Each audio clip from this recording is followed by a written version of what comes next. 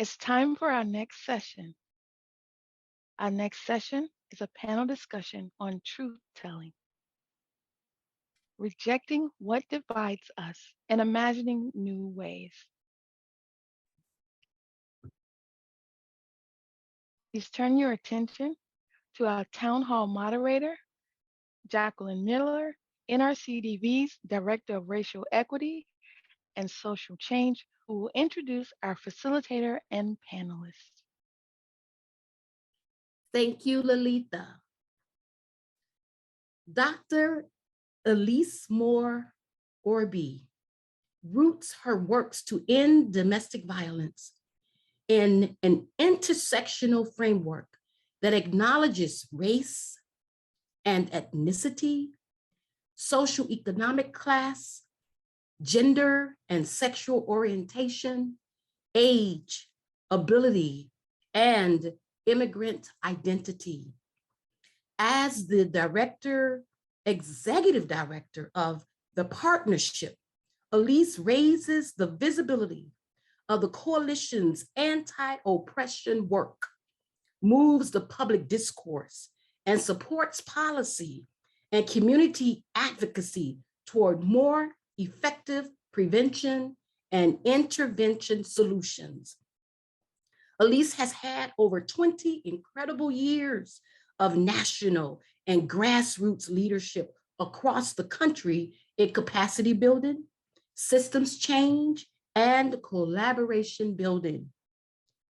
Tami Truett Jerue is a citizen of the Anvik tribe.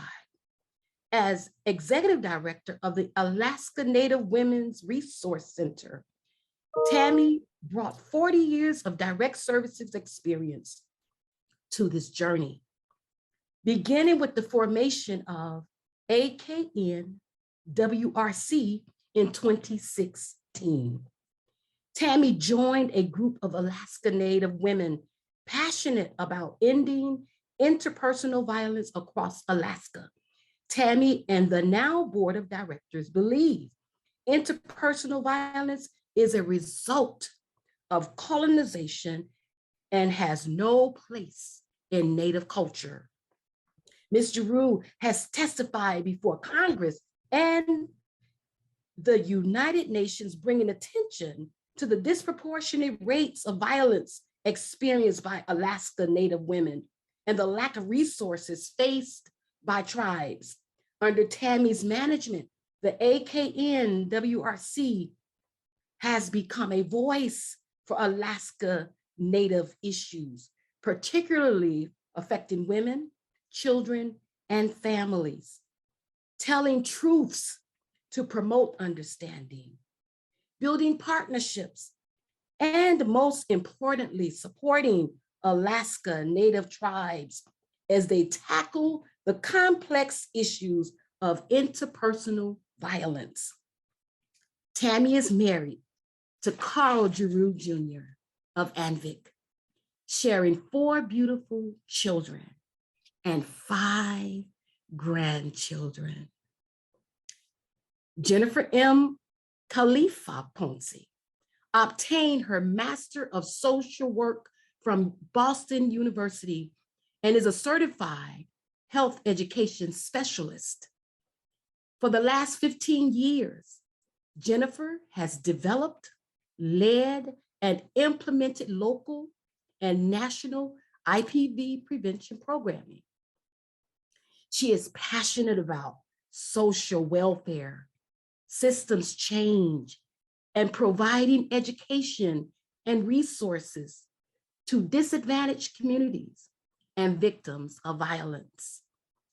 Jennifer has been instrumental in the creation and expansion of healthy emotions and attitudes in relationships today. Heart.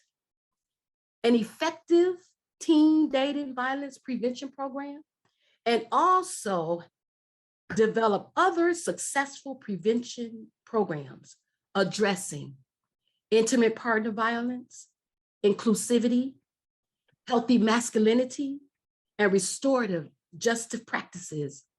Jennifer has been featured as a guest expert on the Doctors Talk Radio, as well as in the Los Angeles Times and Orange County Register. And Claire Barrera is an artist, activist, and educator based in Portland, Oregon. They have been involved in anti-violence work for 20 plus years. Currently, they organize with Brown Girl Rise. Upcoming projects include the debut of their performance piece, Grammar of the Imagination in Seattle, and publication of the zine El Lenguaje Nos Gusta y Nos Confunde. Please welcome with me, Aleese, Tami, Jennifer, and Claire.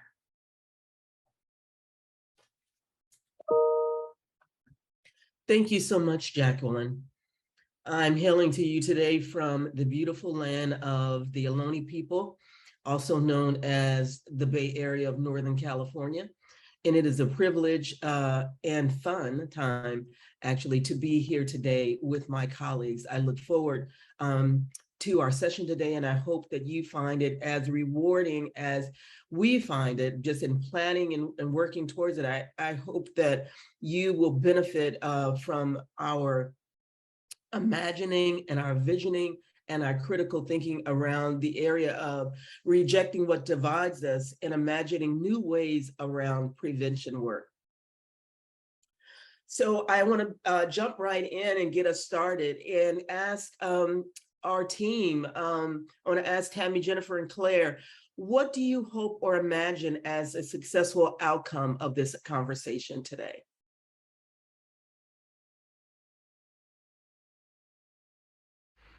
This is Tami. I imagine that we continue to be brave and courageous to have these conversations, even in the discomfort that it may bring people, but we get to be brave here.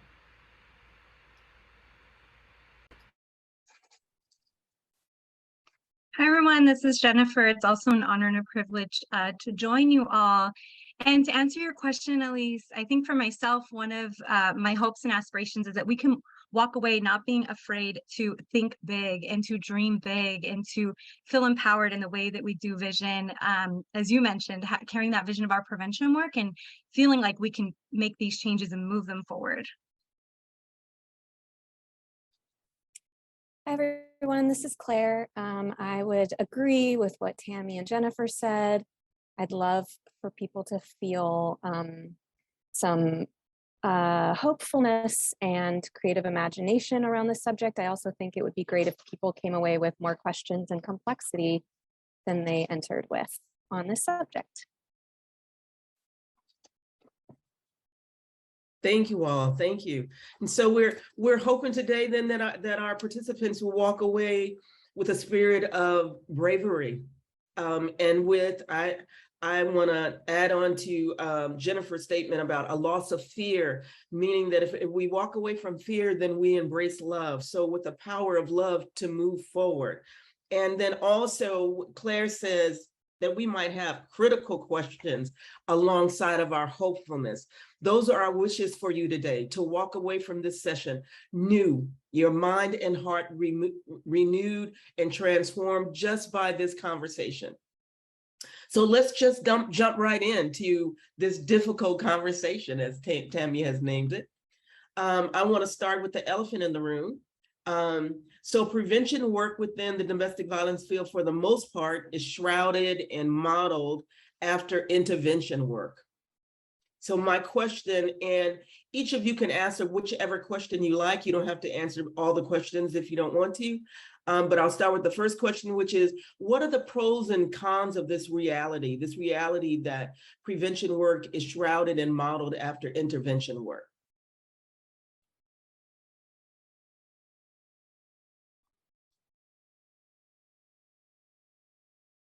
I would like to answer that with just some initial thoughts as you were poising that question to us, the first thought and I appreciate lifting up the duality between the pros and the cons, the fact that there are some positives and there are some negatives. The first thing I thought is that positive wise, we are working towards a common goal in both of our practices and our disciplines, which is addressing intimate partner violence, and with the hope and aspiration that we are able to prevent this moving forward. For me, and I think one of the biggest elephant in the room is building our meaningful outcomes when it comes to prevention, because I feel like that's where we differentiate in our prevention work, where we're trying to shift this back to our community, but then we're using these metrics and these measurements that are very much designed for more of a reactionary type of response, right? So providing some type of service or clinical capacity, which is excellent. But when we're talking about our prevention work, we need to change that scope of the way that we are looking at our measurements and our efficacy and our outcomes, and looking at real like systems change, behavioral change, and how do we assess that without falling in line with these other parameters and requirements that keep our prevention work very small or maybe a little bit misaligned. Thank you, Jennifer. I think I'm going to probably say something that's not necessarily a popular, and that's fine. I really think that by not addressing the elephant in the room with prevention and looking at ways to actually make it work in our communities by building the relationships and doing the work culturally in other ways, that we are, it's almost like we're promoting the business of domestic violence, because if we don't address it, we don't do anything different. And if we don't do anything different, then, you know, many people say, well, I want to work myself out of a job. I'm never going to.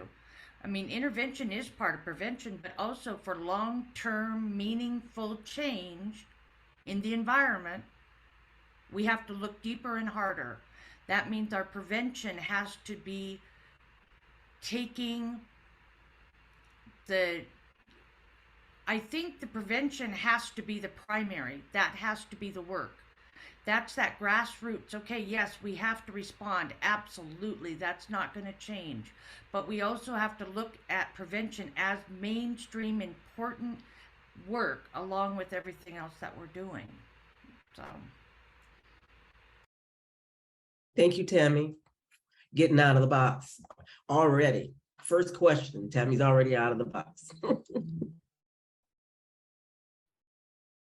I'm thinking about the things that Jennifer and Tami are saying in this question. I think one of the things that is problematic for me about the way prevention work is done now is actually some of the same stuff that's problematic around the way intervention work is done now. You know, I think most of us know that like the domestic violence and sexual violence movements started out grassroots. So they were by and for our communities. They were started by Black and Brown and Indigenous women, where we had mutual aid and creative community-based strategies that addressed multiple aspects of violence and how it was impacting our communities. And then it was professionalized over time.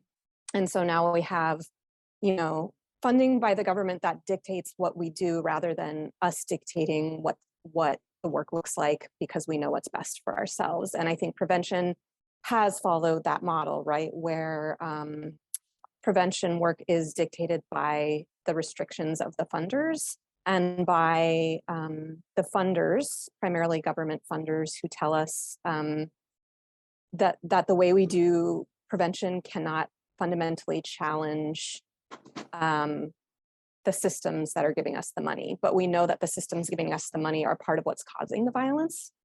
And so I think ideally this would also be true with domestic and sexual violence work, that it would all become like direct funding with no middleman, where the communities are doing for ourselves what we know is right. And I know we're going to get into this a little bit more as we go along in our prevention work, which is that our communities are already doing prevention work, and our communities already know what's most effective for us, but we can't get the same kind of funding that like grassroots orgs can't get the same kind of funding because we're not willing to compromise the way that professionalized services are willing to compromise values and strategies.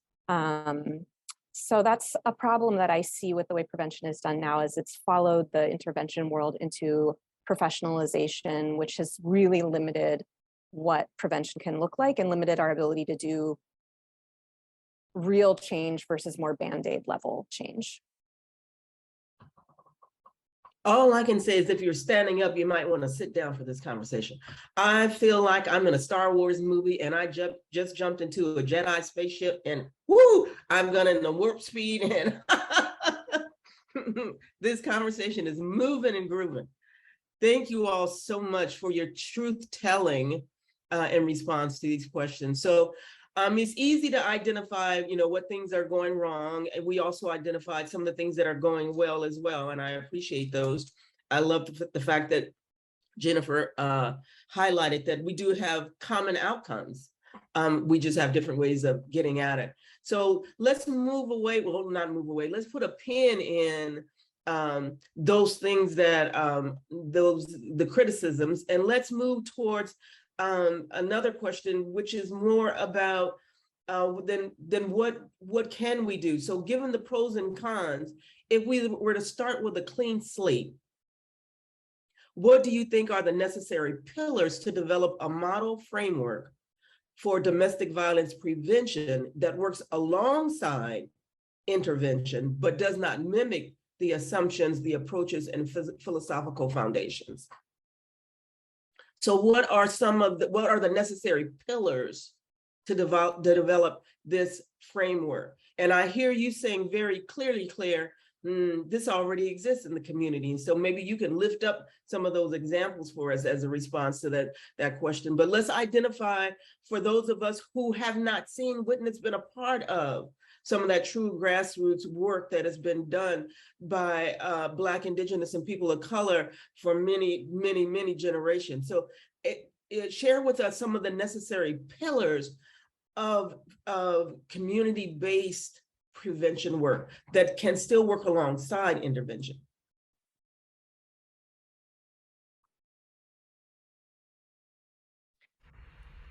Well, I think there's a lot of different ways with a lot of different communities. I know in our tribal communities and a lot of the work that we do with the Resource Center is really about the fact that our tribes, our communities, they know what the answers are. But has anybody asked them the question? So by asking the question and then trying to sort out what is going to be the best way, both to help prevent the situation in the first place, but also to then also figure out the way to also protect. So there's protection involved with this, but it's also prevention, because the fact is those relationships within our communities, whether small or large or families or systems, are the piece that is creating the ability for us to prevent this type of violence. If we're speaking out, if we're not keeping the secrets, if we're not if we're doing things in a more familiar way, then that is really an act of prevention. But it's also an act of intervention, because the fact is that if we've already prevented it by developing and nurturing and believing in our cultural aspects, whatever that looks like, then we already have the tools. We already have the basis for that. We don't have to prove that works, because it does work. Okay, that was off the top, but I really agree with what you're saying, Tami. I think part of what I'm seeing as prevention, part of what we've all talked about a little bit, and what I hear you saying, Tami, in sort of these like culturally based prevention strategies and cultural communities knowing what they need, is redefining what we consider prevention. So prevention is really right now defined in this way, like prevention work specifically is really defined in this way of like really specific subjects like bystander intervention, healthy relationships, and then like really high quantities of people you're pushing that information out to, right? So there's these requirements now in a lot of states where interpersonal violence is considered a public health issue. And the way to address it is to give 1 to 2 hour workshops to as many kids as possible in high school and college. When you're doing it that way, the dosage is not profound. Like the impact on young people is not deep, it's not relational, and it's not culturally specific. You can't be culturally specific when you're doing these sort of like mass workshops. And what I think a lot of us have discussed is that real prevention is often about like shoring up and strengthening cultural practices that aren't necessarily a healthy relationships workshop, aren't necessarily an anti-bullying workshop. Those workshops are fine, but they don't have the like embodied impact and cultural impact on people that will really transform societies into not having violence. So the programming that I'm seeing that I really see as profound prevention work is like grassroots organizers who are doing like youth programming, reclaiming ancestral traditions, or youth-led organizations where youth are choosing for themselves what they want to do and building leadership skills, and really strengthening like relevant, healthy cultural community practices, and like creating mutual aid networks where folks can rely on each other outside of systems. So those are the things that I'm seeing. And I think I really liked what you said, Tami, about how that's intervention and prevention. And I like that sort of disintegration of those, maybe that false binary.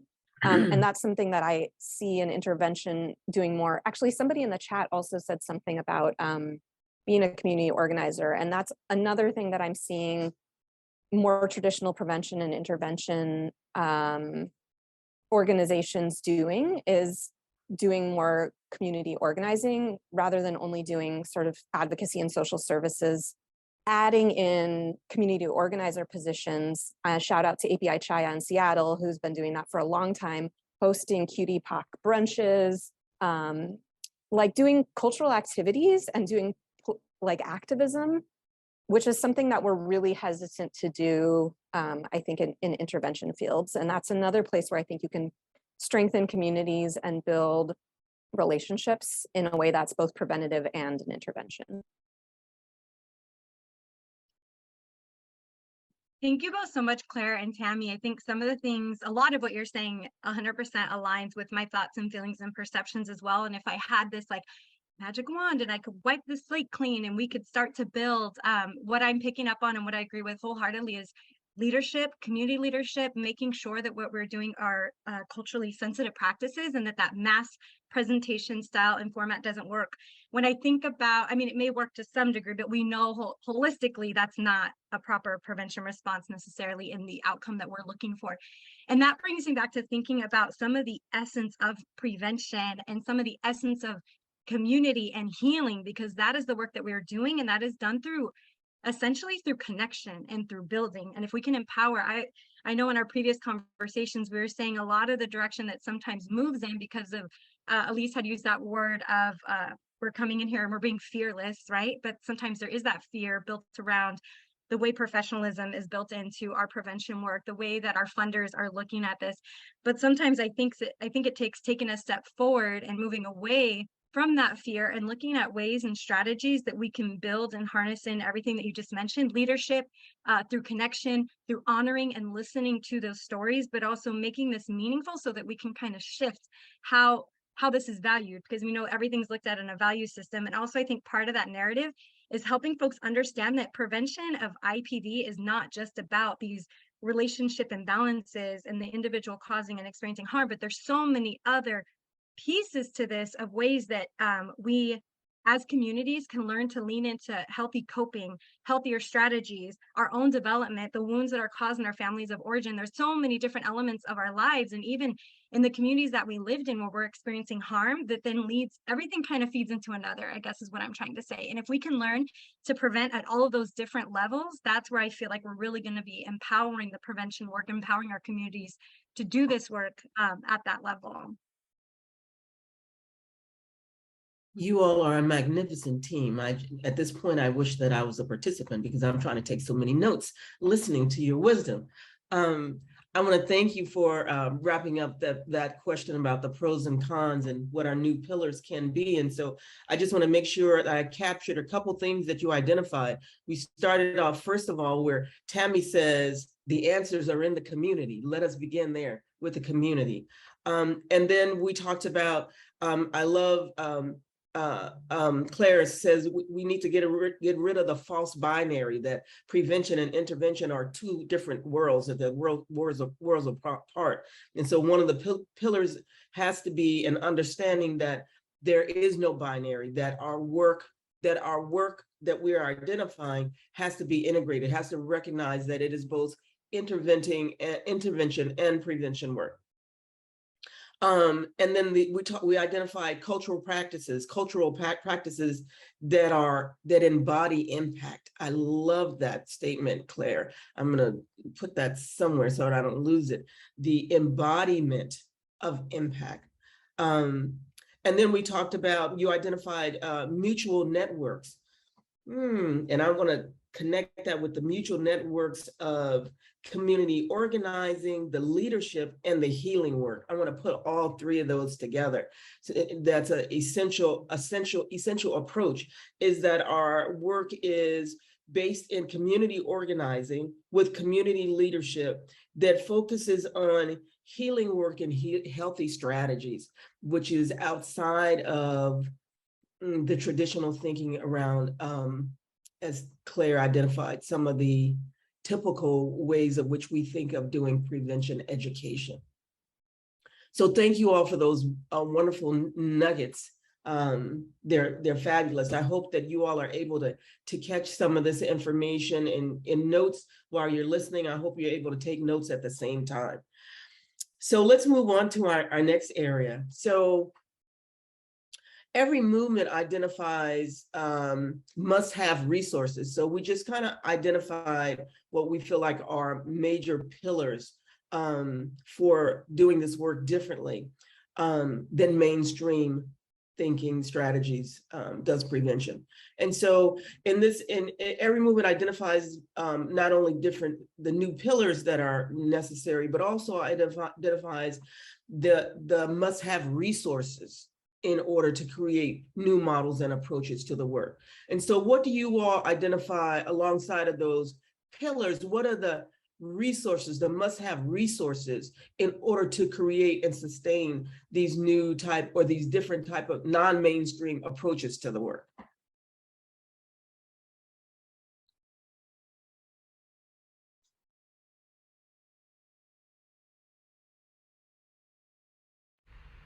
Well, I guess I'll start again. I think this is a challenging question, and I think that it's a challenging question because when we think about resources, we also have to think in terms of not necessarily monetary resources or brick and mortar resources or money for this or that or the other. What we have to think about potentially is the people resources and in that capacity in that group or community. And I look at it in terms of community because oftentimes our tribal communities are fairly small and isolated, and so we depend on each other basically for survival when it really gets down to it. And so the resources are about how do we build that strength back up in communities that are already doing amazing things just in the name of survival. But how do we then turn it around about, it's almost like it's healing at the same time.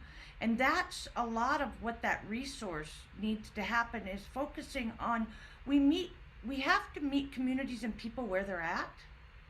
We don't have the right to go in and say this is the right or wrong way to do something.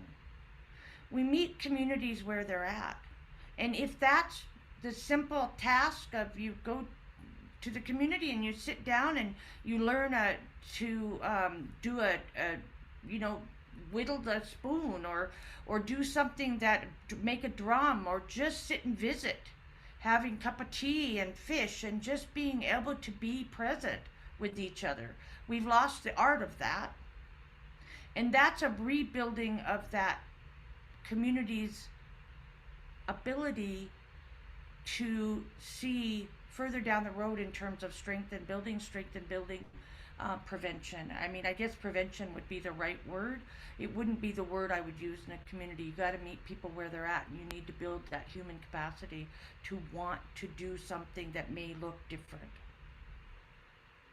Thank you so much for that, Tami, and I appreciate you lifting up that this is a very difficult question, because as soon as you asked that, Aleese, I was like, I'm stumped, because of course monetary resources are fabulous, and we always talk about sustainability, and there's a huge need for that to be able to build in the programming. But when I thought about resource, and this is just a little bit more abstract, I don't know why the first word that came to me was like the resource of like trust or rapport. The trust that we need to build with our communities to build in this new way of doing prevention, but also our communities need to be able to trust the resources that they even have within their community, because we know for a lot of folks, like, that's not necessarily safe as well. So I feel like when you're mentioning that, Tami, meeting them where they are, but there is that, and that element of just like sitting and being, but that takes like trust in it, and it takes rapport, which I don't feel is always there, since we're having this difficult conversation. Thank you, Jen. Yeah, really ditto Tami and Jennifer.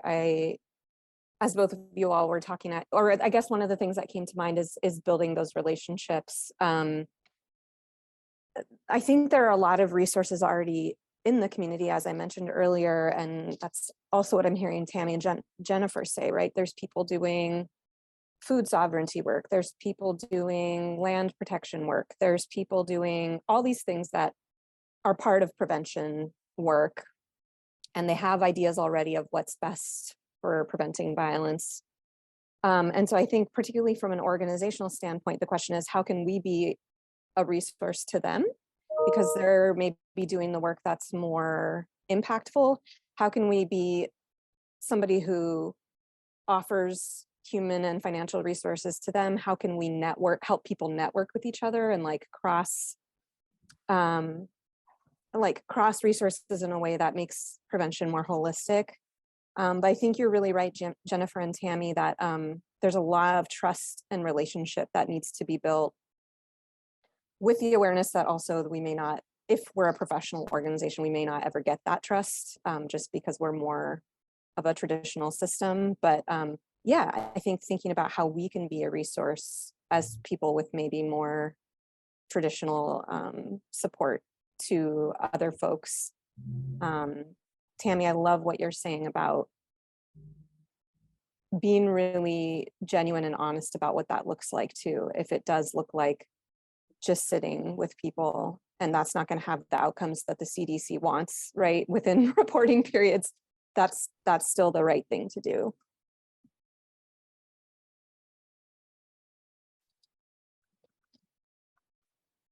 So I think in essence, we are all saying the same thing, which is the key, strongest, best resource for doing this work more effectively, efficiently, that actually results in transformation, is our humanity. It's people. People are the main resource. And so, again, going back to our early conversation around how a lot of our prevention work is shaped by intervention work. That's a hard thing to talk about, bringing your full humanity to the table. There's not a cookie cutter shape for that in our job descriptions. And so in that challenge, then, because we're here to give people some real practical nuggets as well. How do we tap into, number one, our own? How do we recognize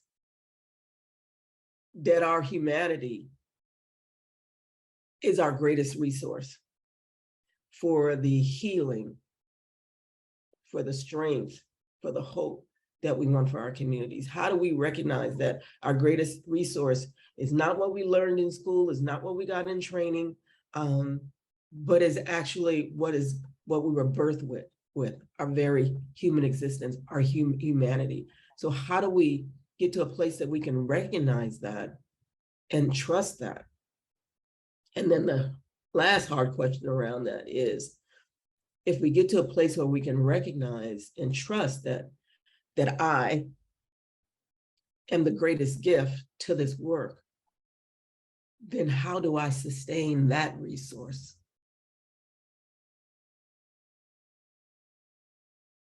Can I share something that you had shared, Claire, in our preparation for this panel? And I think it really stuck with me. And as you're speaking, Aleese, this is what's coming just front and center, and something that we were encouraged to do, all of us. And I know something that, Claire, you were like, let's bring this, is our authenticity to this conversation and bringing our whole authentic self. And I feel like sometimes that gets very hard to do. We are working with humans, and we know that the human experience is very complex and it's very messy. And my human experience on this earth is very complex and very messy. And when we're doing our prevention work as with the purest of intentions, it's going to be complex and it's messy because we're supporting other humans.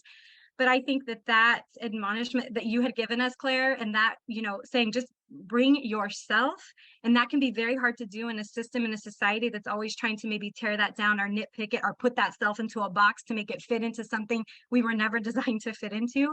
And I would say the same for prevention, just moving away from fear and stepping more into that space of like love and faith and trusting in who we are.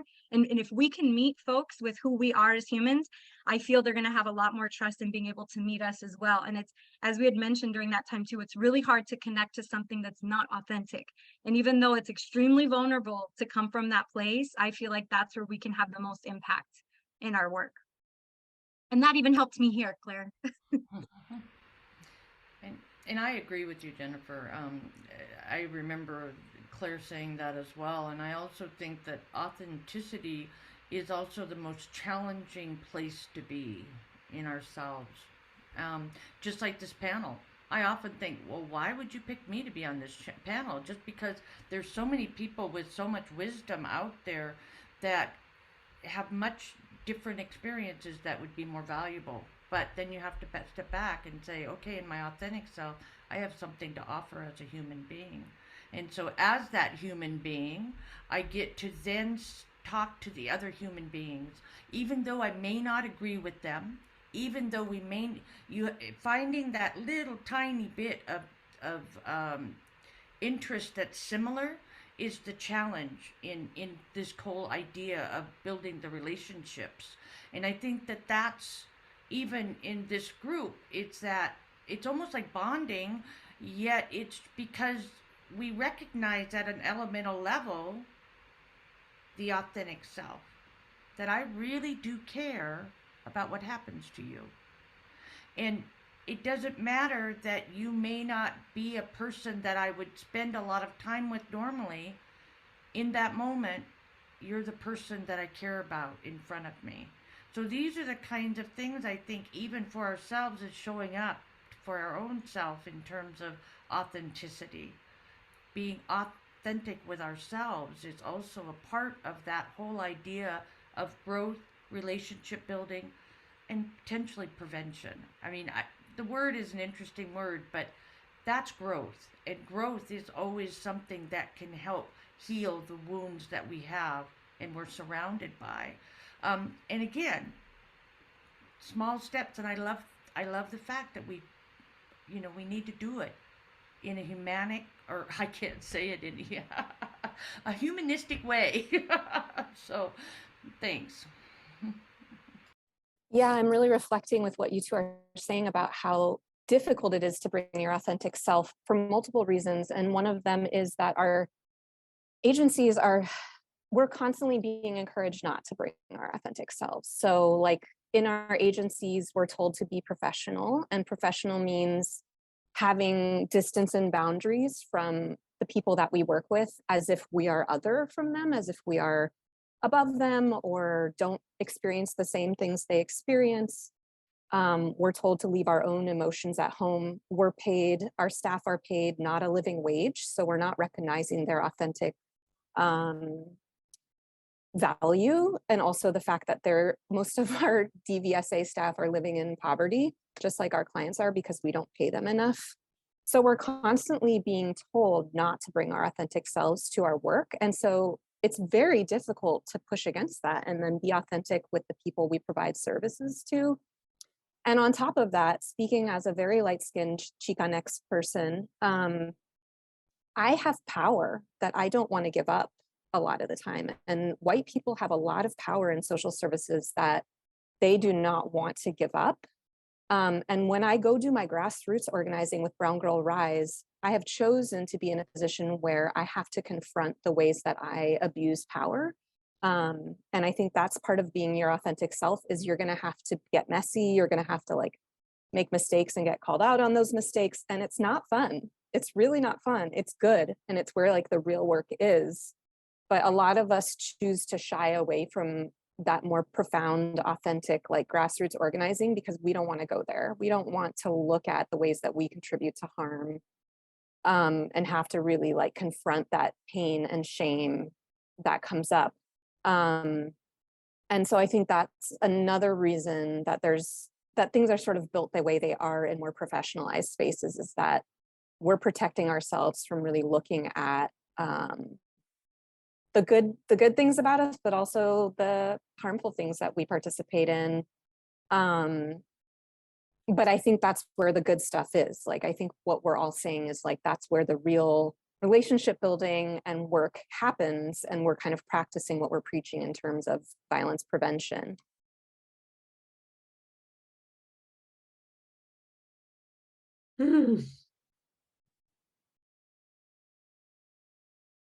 You all are too much.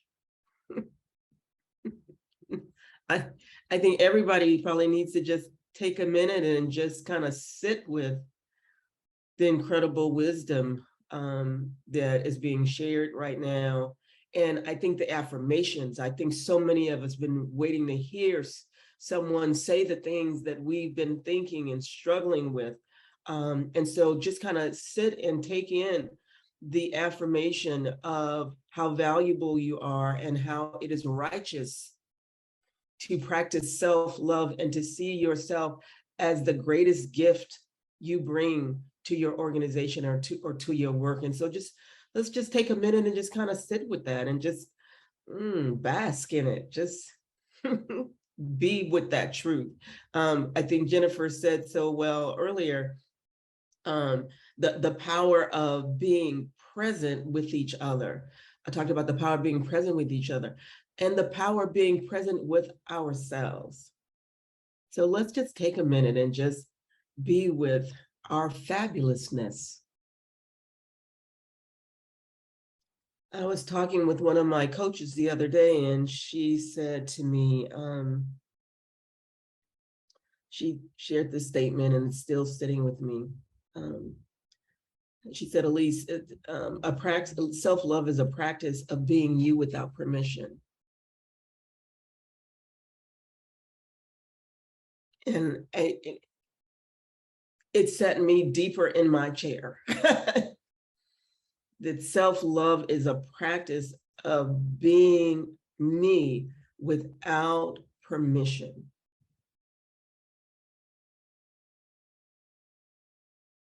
But that's I feel like that's, like any relationship, if you're in an intimate relationship with someone else, it's intentional every day that you wake up and recommit to that relationship every day, whether you verbalize it or not. You get up and you are intentional. You are deliberate about doing things that says, I'm in this again today. I'm committed to this relationship today. And it's the same with the relationship with ourselves. That every day we have to wake up and recommit to loving ourselves without permission, without getting affirmations from anywhere, because they may not, some days you don't get affirmations. Some days you don't get people who mirror back to you how magnificent you are. And those are the days you have to look in the mirror and see your magnificence on your own. Let the mirror reflect back to you how magnificent you are. So I just want to take a minute and say, thank you all who are on this call, and those who are not may listen to the recording later, who are doing this work and who are committed to this work and are trying to find the balance of loving themselves and being passionate around the work. That is a hard balance. And so I just want to say, I see you, I sense you.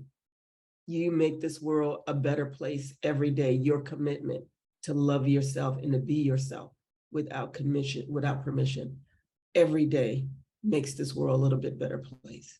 Thank you. So we're going to move on to our next area.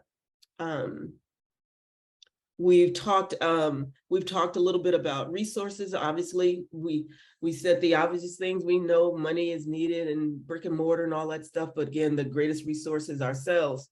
And we stayed with that and the authenticity of being ourselves.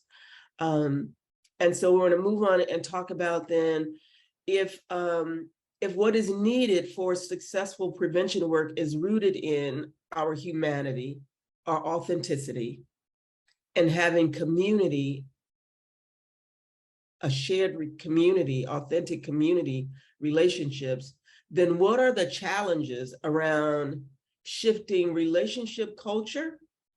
Because that's what we're talking about here. Shifting relationship culture in the midst of all of the internal and external cultural dynamics that are oppressing and pushing in the opposite direction. And so how do we shift that? How do we normalize this practice of self-love and being present with one another and being authentic? How do we make that mainstream and normalize that in the midst of all the oppression? And I want to take that back and say, not even necessarily oppression, just in what is the normal practices today.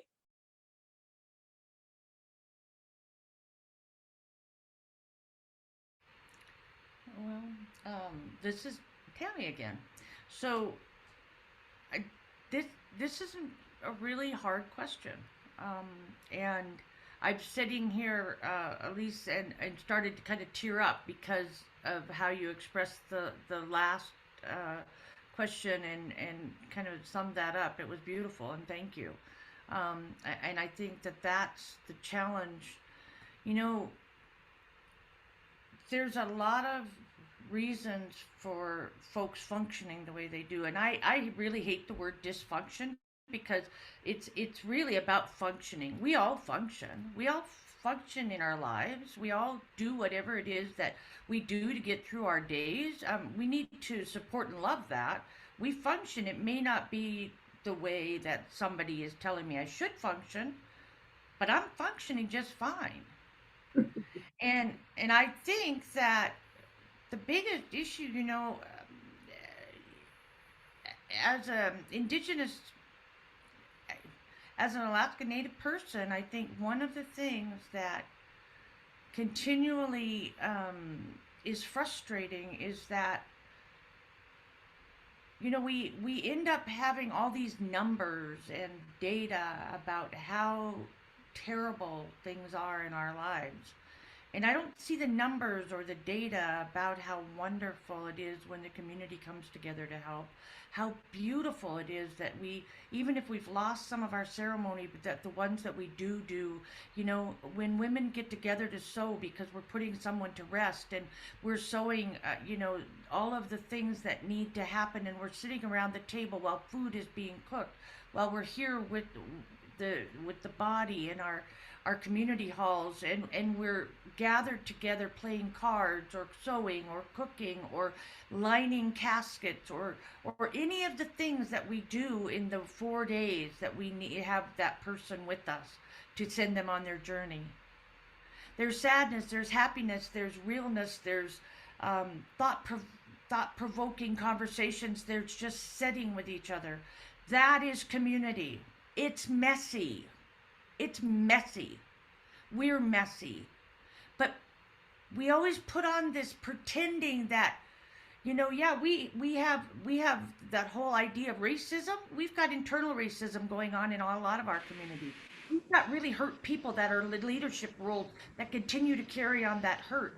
But we also have these people who are just givers and lovely and beautiful, and you look at them and maybe from the outset you don't see that beauty because you've never been experienced anything with them, because you don't give it an opportunity. You don't give the opportunity to see them. So I think that it's a really cultural dynamics are going to be different than in every community. It doesn't matter if you are a community in Anchorage, or you're a community in my community, or you're a community that each community has its own set of rules. And we have to be able to figure out if those rules are working for us, because if they're not, then how do we change the rules? And I think for now that's all I'll say, but thank you for the question.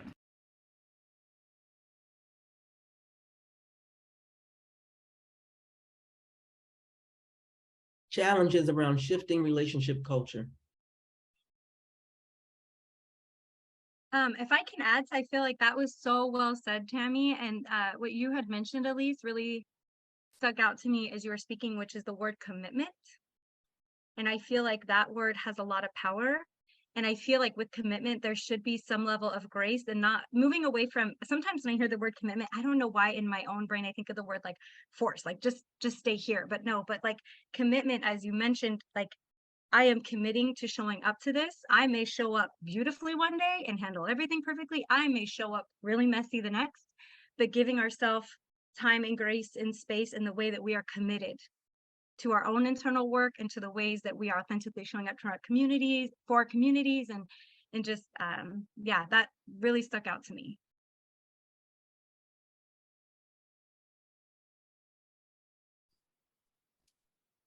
I'm thinking of just sharing an example of the way we shifted our programming in the organization I organized with, Brown Girl Rise, over the last 5 or 6 years, which is, we started out a little bit more with this approach of like, we've got to input as much information into the youth as possible, because we want them to be okay, and we want them to be well, and we want them to be social change people. And then the feedback we got from youth over and over was the sessions they liked the most were the ones where it was all about play and joy. And it's kind of, I'm thinking of this because of what you were saying, Tami, and going back to what we were talking about redefining what prevention is. And so we ended up really shifting our model. We still talk about social justice, we still bring up specific issues, but we try to embed that mostly within programming that's culturally specific, creative, pleasure-based activities, getting kids connected to the land, going swimming, roller skating, making art together, things like that. And then also trying to reflect that in our collective in the ways that we organize, that we're organizing from a space of being connected to each other in relationship, talking about our personal lives, bringing our whole selves to the space, having food, having fun. And that's, I think, what makes it sustainable. It's also like hyper local and decentralized, right? So again, not trying to reach this huge swath of people, but saying, how can we deeply reach the people we have direct relationship to on the land, we have direct relationship to, so that we know we're doing that stuff well from a place of like personal knowledge. And we're thinking about dosage and depth versus like quantity and breadth. And I think, yeah, I think that leads to that sustainability, like more sustainability. Not that it's still not sometimes exhausting work, but I think there's more sustainability in that. And less hierarchy, and like the practice is the same as the outcomes that we're walking. That's that idea of prefiguration, that the way that we do the work is also the way we reflects the world we're trying to create. So I think that's a question I'm always asking myself, is like, is the way I'm doing prevention work reflective of the world without violence that I would like it to be, versus we're going to do stuff now to make the world later, but it's not going to be the same. Like those things aren't lining up. So I think that's a question like all organizations and organizers can ask ourselves, and really push back against the forces that want us to do it their way because they want to maintain their power. It's not easy when you're funded by those systems, but there's always some wiggle room. There's always room to push back, especially if we get together. And I think that's another thing I'd love to see more of, is organizations getting together and telling the funders, no, we're not going to do it that way, because they divide us a lot from each other.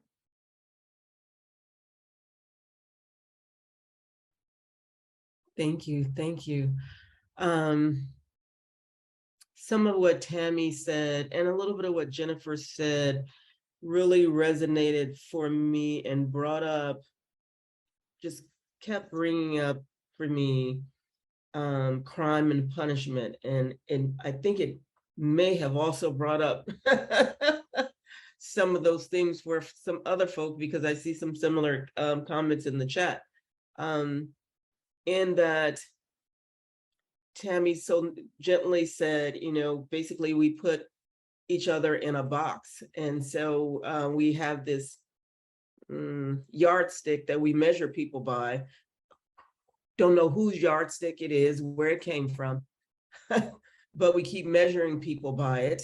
And if they don't measure up, then we penalize them, we punish them somehow, whether that's through actions or just behavior, how you speak to them, what they get access to, what they don't get access to, is all based on whether or not they meet our standards on the yardstick.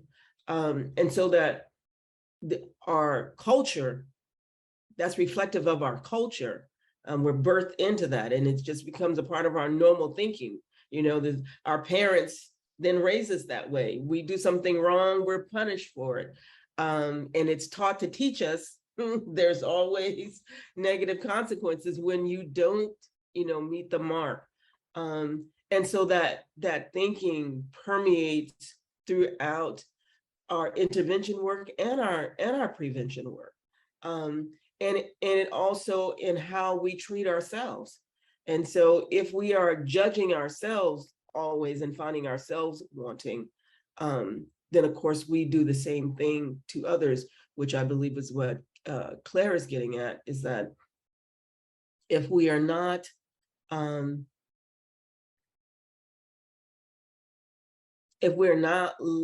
allowing grace for ourselves to make mistakes and to be messy as we move through life, then how do we allow that in the way in which we do the work?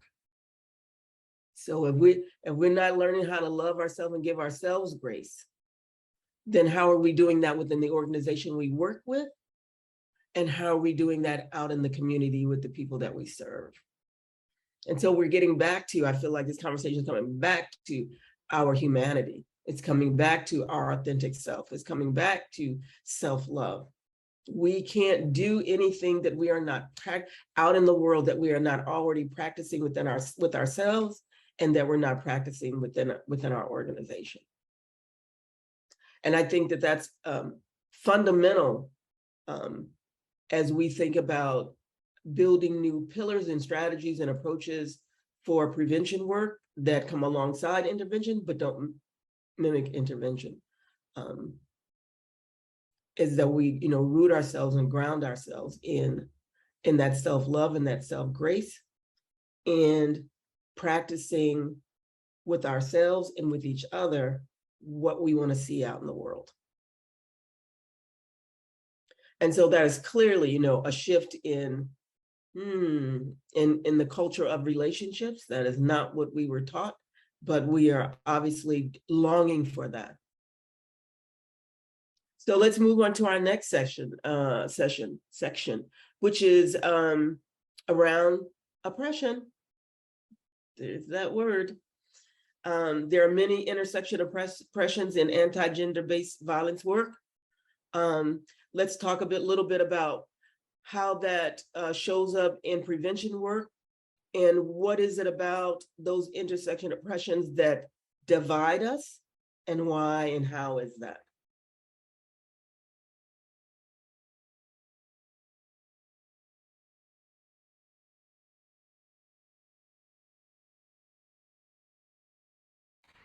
Here I go again.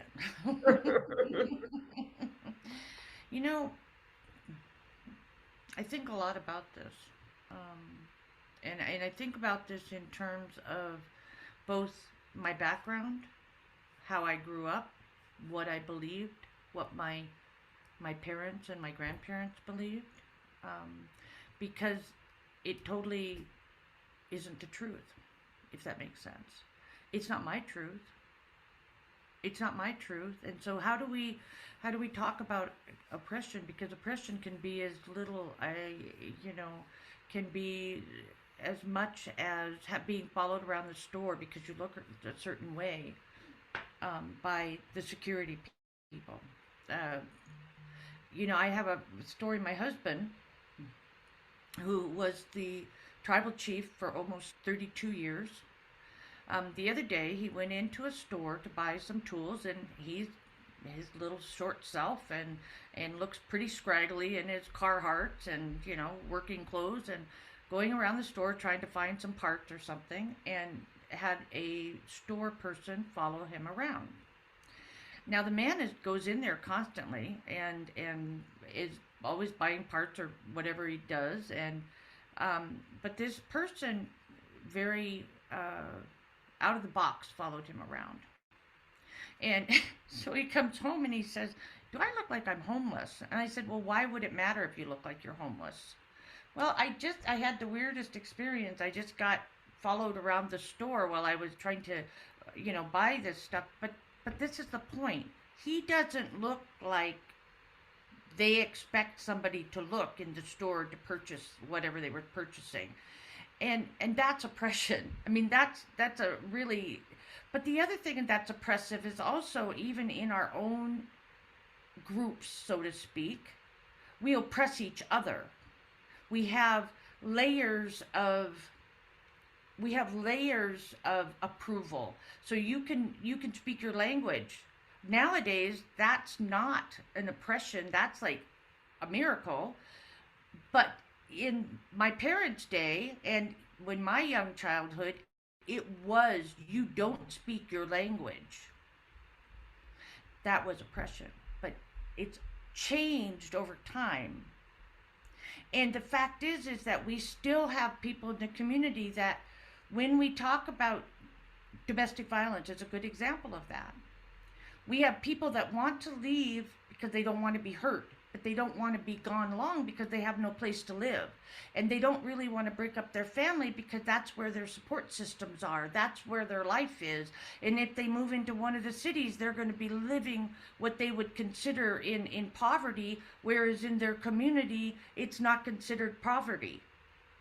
Because they have a home, they have the ability to get food, they have, it doesn't make sense, it doesn't mesh.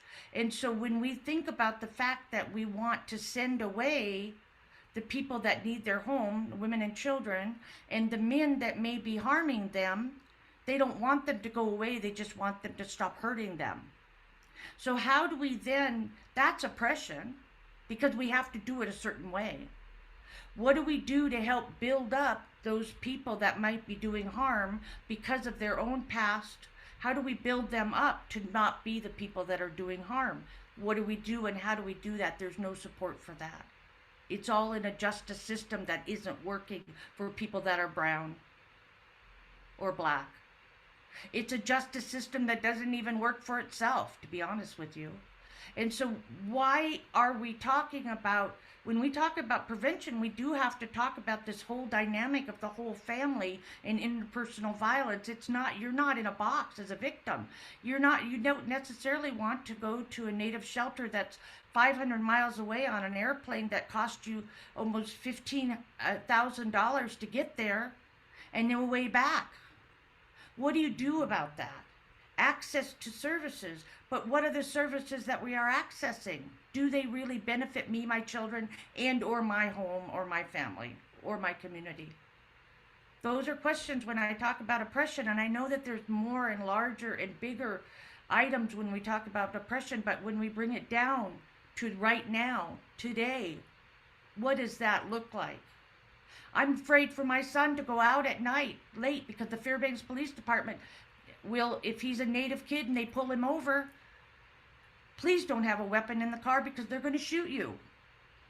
That's real too in our communities. And as a mother, I worry about that. But the fact is that we're not dealing with it. I'm going to leave it at that. I know, leave room for other people to talk, but. Thank you, Tami. And thank you for weaving in some of your personal story to make it real for us. Thank you. So we are over time. Of course we are. I'm facilitating. That always means that we're over time. So what I'd like is, if I can just get 1 more minute, each of you, can you give me one statement that you'd like people to take away? One word of inspiration, one sentence of inspiration you'd like people to take away today. Give people hope. What do you want to tell them? Thank you so much for that, Aleese. And Tami, I just wanted to say thank you. And also, as Aleese mentioned, thank you so much for bringing your story. And there is no way to do anti-violence work without doing anti-oppression work. And I know that we can have an entire panel just based on that alone, because we know that it's impossible. And if I had to give one takeaway, I feel that would be brave, kind of what we started with, being brave in the conversations that we're having, being brave in your exploration, being brave in your work. And I know that sometimes it can be scary. I too myself find myself in that space of being afraid, but I try as best I can to move out of it. So being brave and yeah. I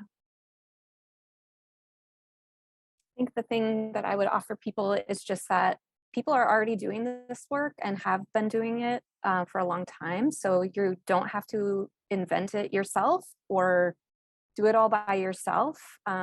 It's already out there. And so you're not alone. Be kind. It really makes a difference. Just be kind. Whether you understand a person or not. That kindness it's beautiful. It really is. It can help. Thank you, my magnificent panelists, and thank you all of our participants. I hope this has been inspiring for you, as well as increase your knowledge and bravery for this work. I also want to give a shout out to our interpreters who did an incredible job keeping up with us today. Thank you also for your work in this panel discussion. And I think I'm supposed to turn it over to Jacqueline at this point.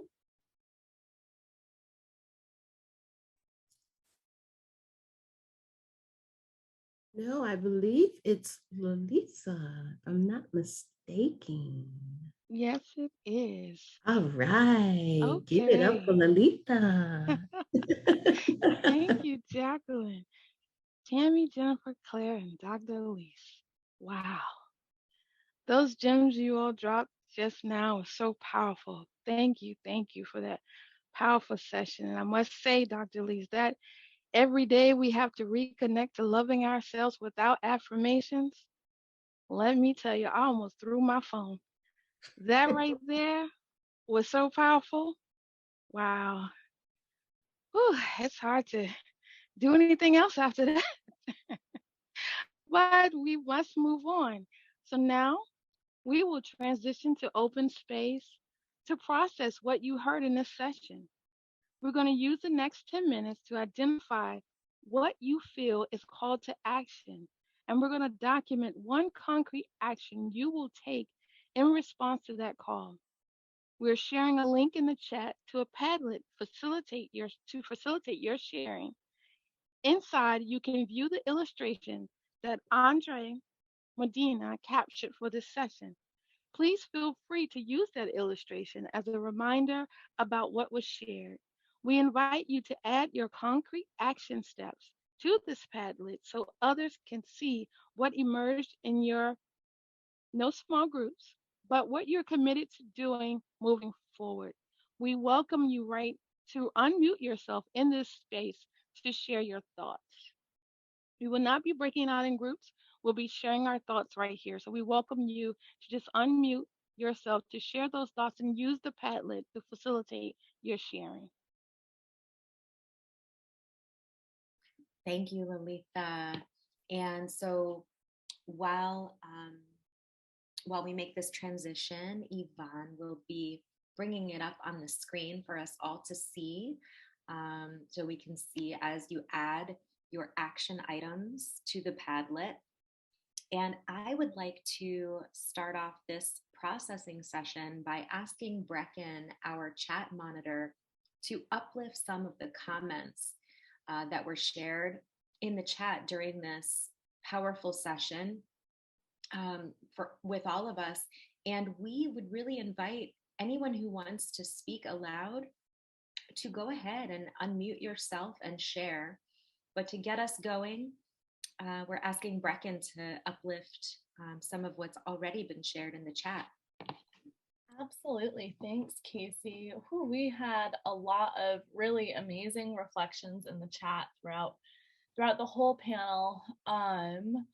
So yeah, we had someone share that this conversation really affirms the approach that they have taken as a community organizer coming into the professional prevention role about a year ago.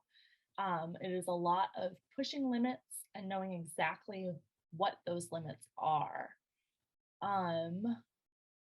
Another person reflected that they think storytelling is a powerful and profound way of changing social norms and changing behaviors. The story has to be told in a way that people feel safe to engage in the process. Some people take longer to make the change, and folks often make their changes for unlofty reasons initially, but as their behavior changes over time, it begins to have an impact on their heart, mind, and spirit for the better. People shared about needing resources to support the work and environments that support individuals in the movement. We need community spaces. We need time to build these relationships and the support of leadership to take that approach. We need, of course, funding, but specifically to fund things like fellowships and volunteer programming that can support these efforts that the panelists are asking for.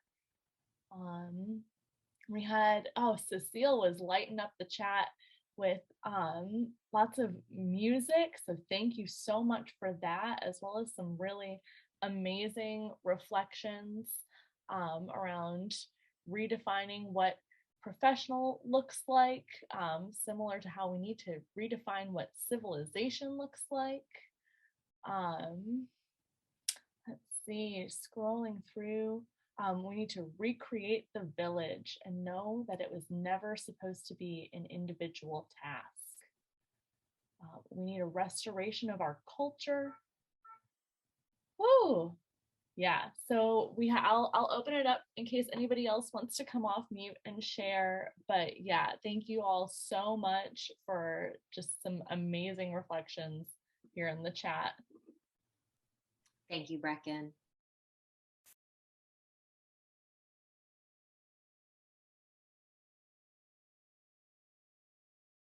Please feel free to chime in.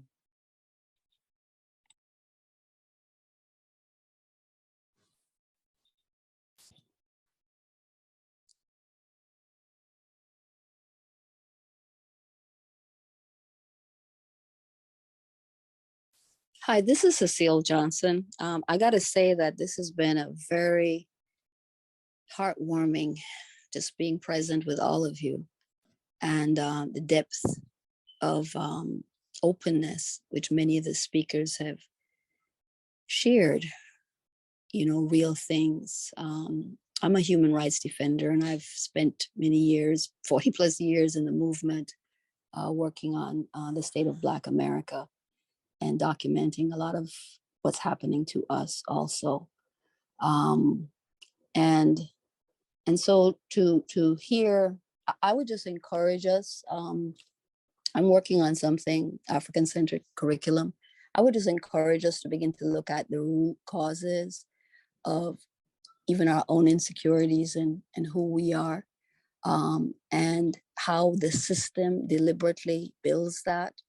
I was reading an article a friend of mine sent me on a case he's doing, and he just kind of broke down the whole dehumanization process. At some point, I'll share that with community, but it's a system that is creating exactly what you're seeing. So we have to begin to say, how are we going to change this? If we're going to change this, then we have to work with our children. If we're going to change this, we have to push back. This whole concept of professionalism is a joke compared, similar to civilization, right? Who is civilized? The people who came and mass murdered us? Come on now. So I think it's time for us to redefine our reality and be strengthened by that, because we don't want the next generation to feel and go through what we're feeling and going through. And we have always been opposed, and there's always been a negative reaction. So guess what? Just expect it, and let's just do it, So I think that a bully is empowered when people are submissive. And I would just encourage us to become more responsive, stronger. You'd be surprised. You'd be surprised, right? And when you push back, and you push back, with the logic of the foolishness that we've had to tolerate for so long, that you will get some action. At least they'll wonder. Sometimes they'll give you what you want. Most of the times they will give you what you want, because now you're speaking up loudly, right? So I would say feed your spirits. That's why I put up some of those songs. India Ari, find out who is, it was a man, one of our chiefs, who gave me that song about endangered species. And then I just heard something on the radio yesterday, and the lady had won a Grammy, and that was the song she just broke out in singing. So I thought, wow, you might love that. But feed your souls. We are stronger than we are been told. We are strong. Aleese, I think her name is, she kept saying, we are powerful. We are. We are powerful, and we are in our time. And so I would just encourage you that we're in the age of Aquarius. It's a time of massive change. A lot of these systems will be broken down. There is a light at the end of our tunnel. And so we must just be that change that we wish to see. And all the things that we want, just do it. Just be it. And don't accept no for an answer. Thank you.